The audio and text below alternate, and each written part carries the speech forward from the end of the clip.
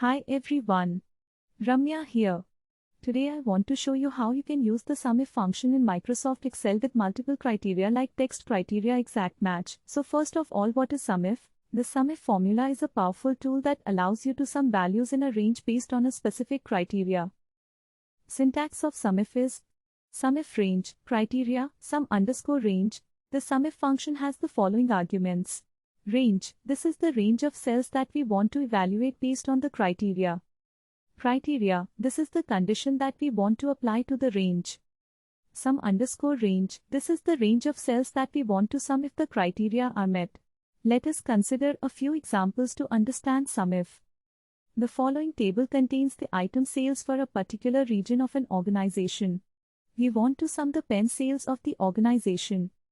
The steps to sum the pen sales are listed as follows. Enter the formula shown in the video. The range C10:C22, column item, is compared with the criteria pen. The sum_range is G10:G22, column total sales amount. Press the enter key and the output appears for the total sales amount for pen. The SUMIF formula is a simple and powerful tool that can save your time and effort when working with large set of data. I hope you found this video helpful. Do subscribe. If you have any questions, feel free to comment below.